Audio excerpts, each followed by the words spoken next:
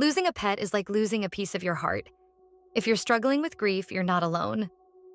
At mydogdied.com, we understand the pain and are here to support you. Visit us today and find comfort, guidance, and a community that cares. We received a letter from someone who has lost their pet and have allowed us to share their story so that it will help other listeners deal with the loss of their pet. Remember, if you like this video, please support us with a like, subscribe, and share. Hello, friends. It's Don Barnes from mydogdied.com. Today, I want to share a letter from David, a 31-year-old in Saratoga, California. His companion, Charlie, a 7-year-old Keeshond, recently passed from a sudden case of canine influenza. As I read his words, I invite you to join me in holding space for the love and sorrow David so beautifully expressed. Dear Don, I never imagined I'd be writing to a website called mydogdied.com. I never imagined I'd need to. But here I am, sitting alone on the back porch where Charlie used to nudge my elbow for a piece of toast in the morning. It's been just 2 weeks, but the silence in the house is deafening. Charlie was more than a dog. He was magic in fur. This puffy little bear of joy, with eyes like storm clouds and a heart that never stopped giving. I adopted him at a local rescue when he was barely a year old. They didn't know much about him, but I remember the first thing he did was bury his nose in my hiking boot and sneeze like he'd sniffed pepper. I took it as a sign we were meant to find each other. What I didn't know then was that Charlie had this special gift. He could sniff out truffles, real ones.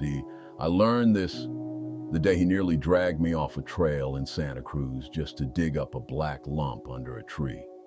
A friend who knew mushrooms confirmed it. Charlie had found a real truffle, and after that it became our secret ritual. Truffle hunts on Sundays. He'd bounce like a kid at Christmas when he saw his harness. He was such a character, regal and goofy at the same time. He'd perch on the arm of the couch like a cat, watch over the neighborhood from the window, and let out a little grumble if a squirrel dared trespass. But he was gentle too. When I got COVID last year, Charlie didn't leave my side. He laid across my legs while I coughed and shivered, just breathing with me. He knew when I needed stillness. Then a month ago, he started sneezing. I thought it was allergies. The vet said it was likely canine influenza, but by the time we realized how serious it was, it had already moved into his lungs. Watching him struggle to breathe felt like drowning alongside him.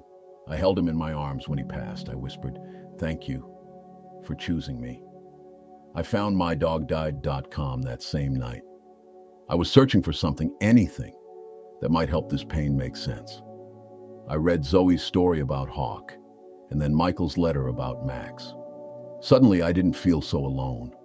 I cried, not just for Charlie, but for everyone who's ever loved and lost their dog. Thank you, Don, for giving us this space. With love, David. Reading David's words, I felt the quiet ache of loss settle into my own chest. Charlie sounded like a once-in-a-lifetime friend.